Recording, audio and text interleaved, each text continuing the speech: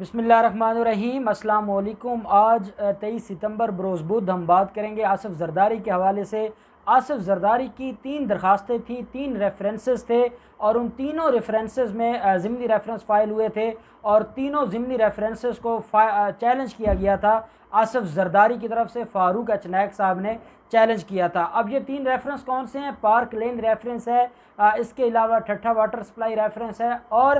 जो money laundering का reference है, जो जाली बैंक अकाउंट केस है। ये 3 रेफरेंसेस थे। इसमें दरखास्तें फ़ाइल की गई थी। इसमें यह कहा गया था कि पहले रेफरेंसेस फ़ाइल हो चुके हैं और जब रेफरेंसेस फ़ाइल हो जाएं तो उनके बाद ज़िमनी रेफरेंस का कोई कंसेप्ट नहीं है और इस बुनियाद पर दरखास्तें फ़ाइल की गई थी, जिसका फ़ैसला महफूज किया था 6 दिन पहले जज मोहम्मद आज़म खान साहब ने। जो फ़ैसला आज सुनाया गया है, आज का जो फ़ैसला है वो बड़ा ही दिलचस्प है और मैं आपको पहले भी बता चुका हूँ। ये जब पार्क लेन रेफरेंस है, इसमें जब पहली दफ़ा जब मेन रेफरेंस है उसके पर फ़र्द जुर्म आयद होना था तो इन्होंने ऐसे ही फ़र्द जुर्म की कार्रवाई को चैलेंज किया था जो उनकी दरख्वास्त खारिज हुई थी और जिसमें इन्होंने ये भी अदालत से ये गुजारिश की थी कि हम विड्रॉ कर लेते और अदालत ने विड्रॉ करने की इजाज़त नहीं दी थी और इनकी जो दरख्वास्तें थी वो खारिज कर दी थी और इन पर फ़र्द जुर्म आयद कर दिया था। आज भी ऐसे ही हुआ है। फ़ारूक अचनाक साहब का जो कंसेप्ट था, जो उनकी डॉक्ट्राइन थी, एक तो उनकी जो डॉक्ट्राइन है, जो प्रिंसिपल है उनकी प्रैक्टिस का, वो ये है कि वो बड़े मुल्ज़िम को बचाना चाहते थे और उसके लिए वो ये नहीं चाहते थे कि मेगा मनी लॉन्ड्रिंग के केस में और पार्क लेन रेफरेंस में या ठट्ठा वाटर सप्लाई रेफरेंस में जो ज़िमनी रेफरेंसेस फ़ाइल हुए हैं इनकी बुनियाद पर दोबारा से फ़र्द जुर्म आयद हो, ये नहीं चाहते थे। या वो मैक्सिमम ये चाहते थे कि जितना डिले किया जा सकता है इसको डिले में रखा जाए और उन्होंने ये दरख्वास्तें दी थी और उनका मौक़िफ़ ये था कि हमारे यहाँ कानून में ज़िमनी रेफरेंस का कोई जवाज़ नहीं है और हमारे यहाँ नैब के कानून में ज़िमनी रेफरेंस का कोई ऐसा प्रिंसिपल या कोई ऐसी डॉक्ट्राइन मौजूद नहीं है जिसकी बुनियाद पर हम ये कह सकें कि ज़िमनी रेफरेंस फ़ाइल हो सकता है। उनका ये कहना था कि जब एक मुल्ज़िम है उसको बुलाया जाता है, उसको बुलाने के बाद इंक्वायरी होती है, इंक्वायरी कंप्लीट होने के बाद रेफरेंस फ़ाइल होता है, तो रेफरेंस तब फाइल किया जाता है जब इंक्वायरी कंप्लीट हो चुकी होती है और जो एविडेंस देनी होती है प्रोसिक्यूशन ने वो एविडेंस फ़ाइल का हिस्सा बना दी जाती है और वो फ़ाइल कर दी जाती है। अब ये क्या है कि एक कंप्लीट एक दफ़ा मेन रेफरेंस फ़ाइल हो चुका है और उसके बाद ये ज़िमनी रेफरेंस फ़ाइल करते हैं, तो ये सारे का सारा तो बहुत गलत बात है, ये तो गैर कानूनी है। ये मौक़िफ़ था फ़ारूक अचनाक साहब का। उसका जवाब दिया था मुज़फ़्फ़र अब्बासी, जो कि डिप्टी प्रोसिक्यूटर जनरल हैं नैब के और जिन्होंने बड़ी मेहनत से आसिफ ज़रदारी के ख़िलाफ़ केसेस को तैयार किया है और आसिफ ज़रदारी की हर दरख्वास्त खारिज हो रही है और आसिफ ज़रदारी के गिर्द घेरा तंग हो रहा है। और आपको याद होगा आसिफ ज़रदारी ने यह बात की है अपनी APC में कि APC के बाद सबसे पहले जेल जाने वाला मैं ही हूँगा। उनके इल्म में है कि उनके ख़िलाफ़ जो केसेस हैं उनको अब जेल से बाहर रहना उनके लिए पॉसिबल नहीं रहा। एक इनकी तरफ से फ़ारूक अचनाक साहब की तरफ से ये भी ऑब्जेक्शन था और वो ये था कि मुल्ज़िम को बुलाया नहीं गया जब ज़िमनी रेफरेंस के लिए अगर रेफरेंस फ़ाइल हो गया था, ये को कलेक्शन ऑफ एविडेंस कर रहे थे, तो जब कोई नई एविडेंस आई थी तो उनका काम था ये मुल्ज़िम को दोबारा नोटिस जारी करते और मुल्ज़िम पेश होता इन्वेस्टिगेशन अथॉरिटी के सामने और जाकर बयान देता, वो शामिल तफ्तीश हो जाता, जिसके ऊपर नैब ने वो डॉक्यूमेंट जो नोटिस था ज़िमनी रेफरेंस के लिए, उस इंक्वायरी के लिए आसिफ ज़रदारी को भिजवाया गया था, वो रेफरेंस भी अदालत में, वो नोटिस भी अदालत में जमा करवा दिया और आसिफ ज़रदारी की तरफ से रिटर्न एक रिप्लाई आया था और उन्होंने टाइम मांगा था, वो भी अदालत में जमा करवाया गया है। फिर अदालत को बताया गया कि जब एक दफ़ा आसिफ ज़रदारी को टाइम दिया गया, वो पेश नहीं हुए, दोबारा नोटिस जारी किया गया और उसके बाद ना इन्होंने रिप्लाई किया ना ये आए, तो वो दोनों नोटिस भी फ़ाइल का हिस्सा बन गए। वो जो उनकी तरफ से रिप्लाई था वो भी फ़ाइल का हिस्सा बन गया। तो नैब प्रोसिक्यूटर ने कहा कि कोई हद होती है बंदे को गलत बयानी की, ये क्या तरीका है कि अदालत के सामने झूठ बोली जा रहे हैं और अदालत को गुमराह करने की कोशिश की जा रही है। जिसके ऊपर फ़ारूक अचनाक साहब ने कहा कि आप मेरे ऊपर क्यों डायरेक्ट इल्ज़ाम लगाते हैं या मेरे ऊपर आप डायरेक्ट क्यों मेरे ख़िलाफ़ आप बात करते हैं। तो उन्होंने कहा जनाब मैं आपके ख़िलाफ़ बात नहीं कर रहा, क्योंकि आपको आपके क्लाइंट ने यह बताया होना है कि मुझे नहीं बुलाया गया, तो मैं उनकी बात कर रहा हूँ कि वो झूठ बोल रहे हैं या वो मिसगाइड कर रहे हैं, आपको भी और अदालत को भी मिसगाइड करना चाहते हैं और यही वजह है कि हम चाहते हैं कि इनके ख़िलाफ़ कार्रवाई हो। आज जब फैसला सुनाया गया है तो अदालत ने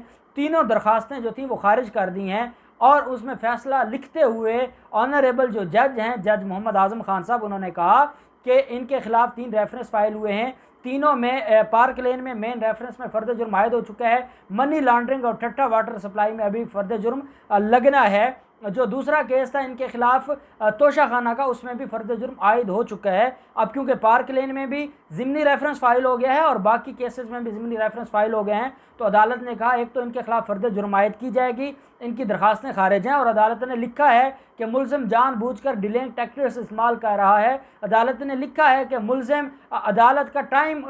जो है वो ज़ाय कर रहा है, वो प्रोसेस ऑफ कोर्ट को अब्यूज़ कर रहा है, वो अदालत के साथ खिलवाड़ खेल रहा है, अदालत का जो कीमती वक्त है उसको ज़ाय किया जा रहा है। और अदालत ने कहा कि ज़िमनी रेफरेंस का जो कानून है हमारे यहाँ पाकिस्तान में नैब के कानून में ये लिखा हुआ है कि जो मामला नैब के कानून के दायरे अख्तियार में नहीं आएगा, या ऐसा मामला जिसके ऊपर नैब का कानून खामोश होगा, या कोई हमें एक्सप्रेस प्रोविज़न ऑफ लॉ नैब के कानून में नहीं मिलेगी, तो कानून ये कहता है कि फिर आप CRPC का सहारा लेंगे, आप फिर ज़ाब्ता फ़ौजदारी के पास जाएंगे और ज़ाब्ता फ़ौजदारी फिर आपको वो प्रोसीजर देगा, उसका हल देगा। तो जज साहब ने लिखा है कि क्योंकि ज़िमनी रेफरेंस का कंसेप्ट नैब के कानून में नहीं है, लेकिन कहीं नैब के कानून में ज़िमनी रेफरेंस को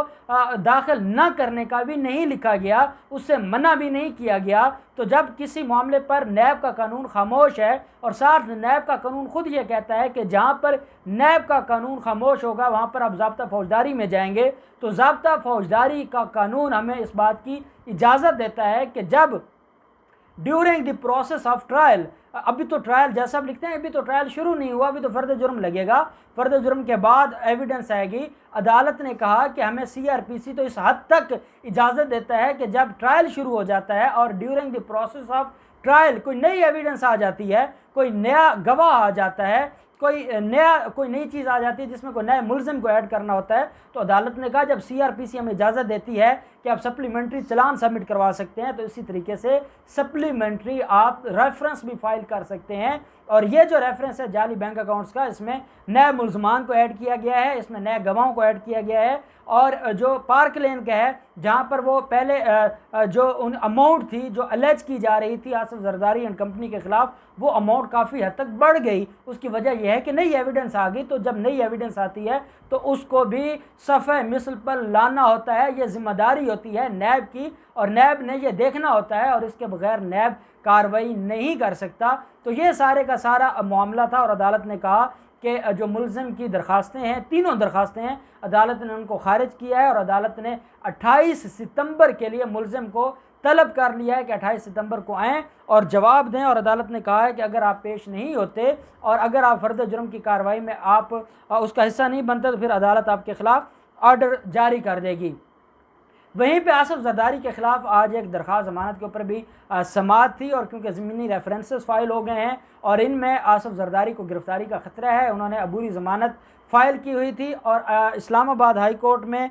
ये जो बेंच है जस्टिस आमिर फ़ारूक और जस्टिस मोहसिन अख्तर कियानी साहब का, उनके पास इसके ऊपर समाअत थी और वहाँ पर पेश हुए हैं फ़ारूक अचनाक साहब। उन्होंने अदालत से कहा है कि मुलजिम क्योंकि आज पेश नहीं हुआ, मुलजिम की हाज़िरी से इस्तिस्ना की दरख्वास्त फ़ाइल की गई थी और अदालत से ये गुजारिश की गई थी कि मुलजिम पेश नहीं हो सकता, तो हमें मौका दिया जाए और हम इस मामले में नेक्स्ट तारीख़ पर मुलजिम को पेश करें और हम बहस करें। और यही वजह है कि क्योंकि ज़मानत का आसिफ जरदारी के इल्म में है कि उनकी ज़मानत खारिज हो जानी है, तो तब भी आसिफ जरदारी ने ये कहा है, ये इल्ज़ाम भी लगाया नैब के ऊपर कि मुझे गिरफ़्तार कर लिया जाएगा। वो जो गिरफ़्तार किया जाएगा वो कोई नैब का कसूर नहीं होगा, आपके ख़िलाफ़ एलिगेशन ऐसा है, आपके ख़िलाफ़ अदालतों के फ़ैसले हैं, आपके ख़िलाफ़ अदालत ने आपकी ज़मानत को खारिज करना है, तो उसके बाद ही आपने गिरफ़्तार होना है। तो क्योंकि अदालतों के ख़िलाफ़ तो आप बोल नहीं सकते, अदालतों के ख़िलाफ़ तो आप बात नहीं करते, लेकिन आप नैब को गालियाँ देते हैं, आप हुकूमत को गालियाँ देते हैं, और यही वजह है कि आपको हर तरफ से नाकामी ही नाकामी मिल रही है, आपको कहीं से कोई रिलीफ नहीं मिल रहा। आपके ख़िलाफ़ 4 रेफरेंसेस हैं, ये इसके अलावा जो बाकी केसेस हैं, जैसे अभी शुगर इंक्वायरी का मामला है, तो आप किस किस केस से बचेंगे, किस किस केस में दरखास्तों का सहारा लेंगे, किस किस केस में आप डिलेइंग टैक्टिक्स इस्तेमाल करेंगे। अल्टीमेटली एक वक्त आता है कि इंसान को अपने दिन देना पड़ते हैं जो उन्होंने कौम के साथ या रियासत के साथ जो गद्दारी की होती है, जो ख़जाने को नुकसान पहुंचाया होता है, तो वो आपको वक्त देना पड़ता है। और यही वक्त आपके ऊपर आ गया है कि आज हर अदालत में आपको बुलाया जाता है, हर अदालत आपसे सवाल करती है, हर अदालत आपके ख़िलाफ़ चार्जशीट लेकर बैठी है। और अब वो वक्त आ गया है कि अब आपको मज़ीद कोई रिलीफ नहीं मिलेगा और आपको छूट नहीं मिलेगी और आपका अल्टीमेटली आपका जो